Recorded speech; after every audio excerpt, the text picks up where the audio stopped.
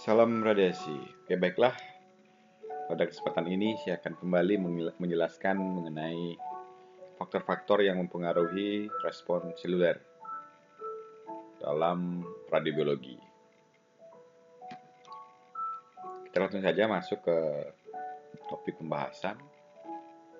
Oke, jadi faktor-faktor yang mempengaruhi respon seluler ini dipengaruhi oleh 3 faktor, yaitu faktor fisik yang pertama, kemudian ada faktor kimia maupun faktor biologi.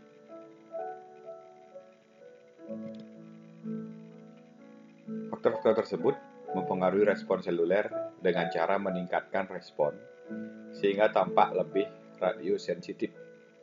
Radiosensitif yang dimaksud di sini adalah lebih sensitif dia. Jadi responnya dengan cara meningkatkan respon sehingga tampak lebih radiosensitif sedang, yang bereaksi dengan cara mengurangi respon menjadi tampak lebih radioresisten. Radioresisten ini adalah kondisi aman, tahan dan tidak rusak atau mati pada saat sel itu diberikan penyinaran dengan sinar X. Nah, kemudian ada yang berubah adalah faktor eksternalnya, misalnya LET radiasinya. Jadi LET ini adalah linear energy transfer. Jadi LET radiasinya di sini atau lingkungan di mana sel tumbuh lalu mendesak pengaruh sel atau organisme terhadap respon. Namun sensitivitas yang terkandung pada sel itu sendiri tetap tidak berubah seperti yang dikatakan dalam hukum Bergoni dan Tribondeau. Nah, kemudian Ancel dan Wittenberg mendefinisikan bahwa faktor-faktor yang mempengaruhi respon seluler inilah yang sebagai faktor bagaimana sel tersebut terpapar pre ataupun post radiasi. Conditional sensitivity. Oke, kemudian pada tahun 1925 Ancel dan Wittenberg memodifikasi hukum Bergoni dan Tribondeau dengan mengatakan bahwa kemungkinan kerusakan akibat radiasi yang akan dialami oleh sel adalah sama, tapi waktu munculnya kerusakan yang berbeda-beda. Ini tergantung dengan tipe selnya. Jadi ketika kita terpapar radiasi, kemungkinan kerusakan akibat radiasi yang akan dialami oleh sel itu adalah sama. Namun waktu munculnya kerusakan ini yang berbeda-beda. Jadi tergantung tingkat kekebalan sel kita dapat menahan radiasi ini seberapa kuat. Seandainya dia lemah sel kita, ya maka waktu kerusakannya lebih cepat daripada dengan sel-sel yang kuat atau dengan fisik orang yang lebih kuat dan lain sebagainya. Nah, kemudian faktor-faktor yang mempengaruhi respon, yang pertama ada LET, ini kimiawi, sensitizer, kemudian secara biologik, ini siklus sel, kemudian laju dosis, ada oksigen, pyrimidin halogen, dan lain-lain.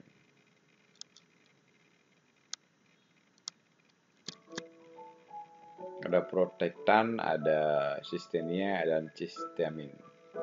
Secara biologik, yang pertama siklus sel di sini, yang kedua perbaikan intraseluler.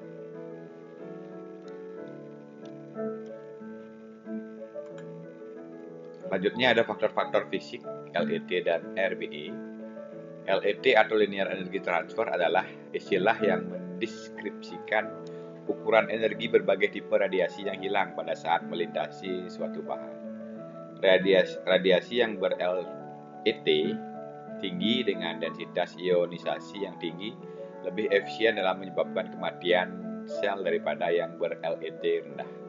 Semakin tinggi LET suatu radiasi, maka kemampuan untuk menghasilkan kerusakan biologik semakin meningkat pula. Ukurannya dijelaskan dengan RBE. Oke, jadi LET ini dah semacam linear energy transfer, dosis radiasi. Jadi semakin besar dosis yang diterima sel, maka kemungkinan sel itu akan tingkat kerusakannya akan semakin parah.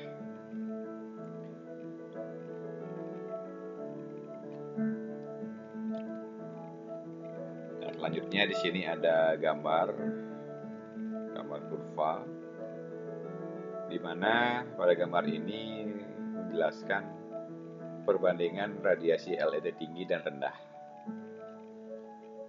pada kurva kelangsungan hidup.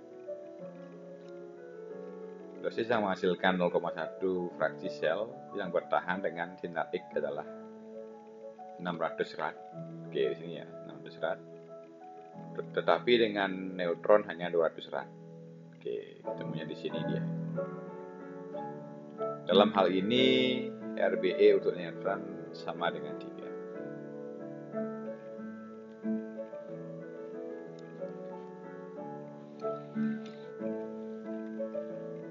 Selanjutnya, dari kurva yang tadi, tampak bahwa daerah di situ garisnya agak melengkung, seperti shoulder kan gitu. Shoulder kurva ber-LET tinggi lebih kecil daripada shoulder kurva radiasi ber-LDE rendah. Artinya di sini pada radiasi yang ber-LDE tinggi tidak cukup waktu untuk repair dari kerusakan radiasi, sehingga banyak sel-sel yang mati. Bahkan pada daerah garis shoulder ini bisa hilang bila LED-nya semakin tinggi.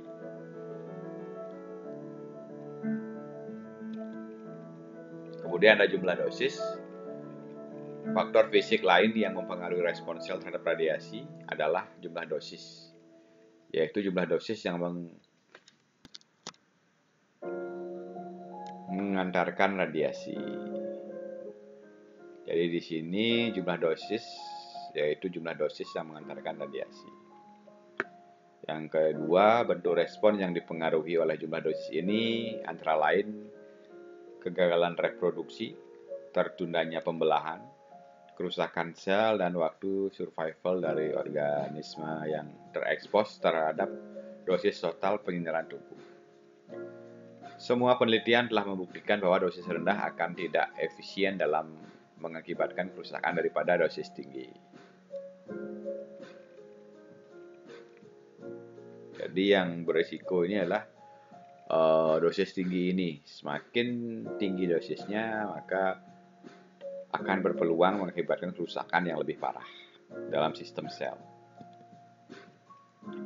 Nah, di sini kembali ada gambar diagram grafik di sini. Di sini menjelaskan kurva kelangsungan hidup yang menggambarkan ketergantungan tingkat dosis. Kurva dosis rendah menunjukkan shoulder yang lebih lebar. Low dosis ini lebih jauh dia, garisnya ini lebih lebar.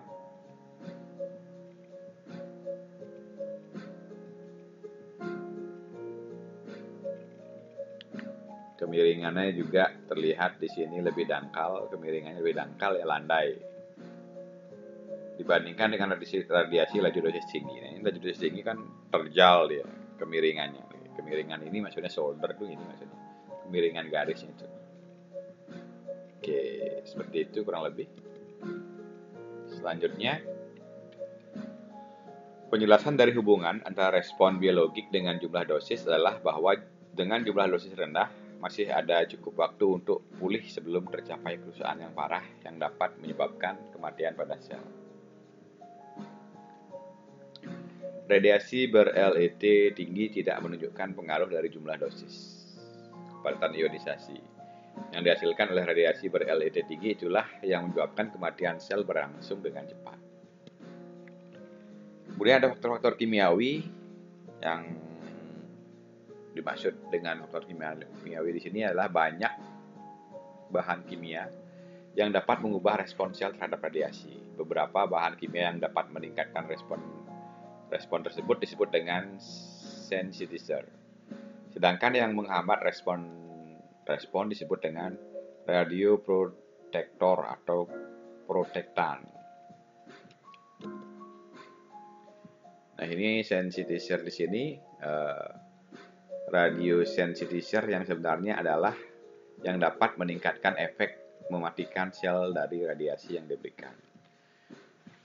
Bahan yang paling dramatik meningkatkan respon seluler adalah oksigen. Maka proses ini disebut dengan efek oksigen atau the oxygen effect. Paling efektif bila oksigen diberikan bersamaan dengan radiasi. Nah, penjelasannya adalah seperti berikut ini. Teori pertama, radikal bebas yang terbentuk sebagai hasil dari interaksi radiasi dengan kandungan air dalam sel. Oksigen dapat meningkatkan radikal bebas. Teori kedua, perubahan bahan kimia yang terjadi sebagai hasil penyinaran bersifat reversible bila tidak ada oksigen. Namun bila ada oksigen, oksigen akan memblok proses perbaikan, sehingga kerusakan sel semakin meningkat. Pada kurva survival cell tampak bahwa pada sel yang diradiasi dengan adanya oksigen, bagian soldernya akan menjadi mengecil dan bagian eksponensial kurva menjadi lebih curam. Hal ini mengidentifikasikan peningkatan radiosensitivitas. Nah, di ini. Oke, kurvanya ya seperti yang penjelasan tadi. O2 ini hipoksik. Nah, terlihat yang O2 yang oksigen ini lebih terjal ya. Dia lebih istilahnya lebih mematikan dibandingkan dengan yang ini satu lagi.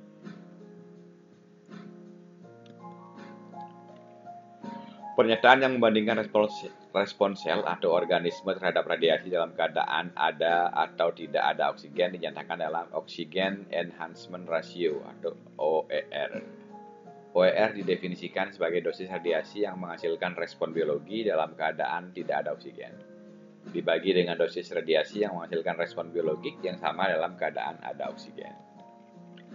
Untuk sel mamalia, OER antara 2-3 dan biasanya nilainya adalah 2,5. Oksigen efek ini lebih bermakna bila dilakukan pada penyinaran dengan sinar X dan alfa. Radiasi ber-LET rendah dan tidak efektif pada neutron dan partikel alfa. Radiasi ber-LET tinggi.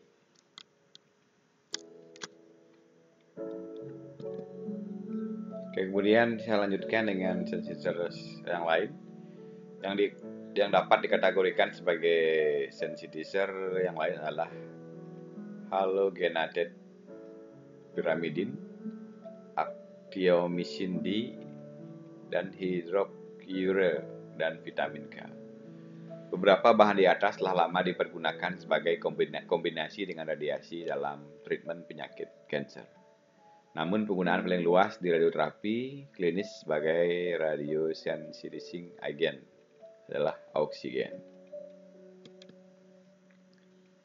Nah, ini radiation protector. Radioprotektor bertindak sebagai pengurangan efek radiasi pada sel. Kemudian untuk alasan ini radioprotektor sering disebut dengan dose modifying compound. Salah satu grup yang memiliki sifat radioprotektan adalah bahan kimia yang mengandung grup sulfhydryl, ikatan sulfur dan hidrogen. Dua asam amino dalam tubuh yang mengandung unsur sulfhydryl adalah cysteine dan cysteamine. Ketika satu unsur radioprotektan terdapat dalam suatu penyinaran, maka dosis yang lebih besar diperlukan untuk menghasilkan respon yang sama dengan bila tidak ada unsur radioprotektan. Ini disebut dengan DRF atau Dose Reduction Factor. DRF atau Dose Reduction Factor didefinisikan sebagai rasio dari dosis radiasi yang diperlukan untuk menghasilkan efek dalam keadaan ada protektan dengan dosis yang diperlukan untuk menghasilkan efek yang sama dalam keadaan tidak ada unsur protektan. Unsur sulfhydryl di sini, sulfhydryl lebih efisien dengan sinar X dan sinar alfa dan efeknya sangat tidak bermakna dengan radiasi ber-LET tinggi seperti partikel alfa dan neutron. faktor-faktor biologik. Nah, di sini adalah siklus sel.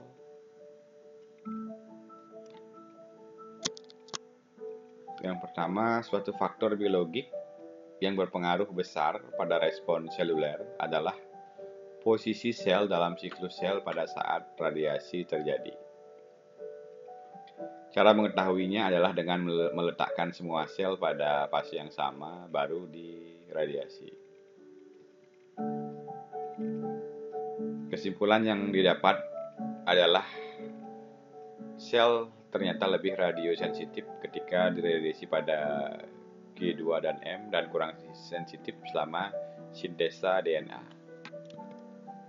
Ini secara umum M adalah fase yang paling radiosensitif dalam siklus sel, sedangkan S adalah yang paling resisten. Oke, dapat lihat ada gambar di sini, gambar diagram juga.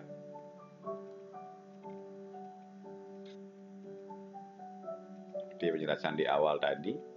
Oke, selanjutnya saya lanjutkan dulu. Ini adalah intracellular repair. Faktor kedua yang mempengaruhi respon terhadap radiasi adalah kemampuan sel untuk membaik dari kerusakan sublethal atau kemampuan untuk pulih dari kerusakan radiasi. Nah, ini intercellular repair. Oke, di gambar ini dapat kita lihat bersama-sama fraksinasi pada kelangsungan hidup sel. Ini setelah setiap fraksi dosis yang berhasil, ini D1, D2, D3 sampai seterusnya. Kurva menunjukkan kemiringan ini, garis-garis ini, kemiringan bahu jadi disebut shoulder, kemenangan shoulder, sorry. Nah, ini terlihat kemiringan ini, garis ini. Yang sama dan nomor ekstrapolasi yang menunjukkan bahwa dalam periode waktu tertentu kerusakan diperbaiki.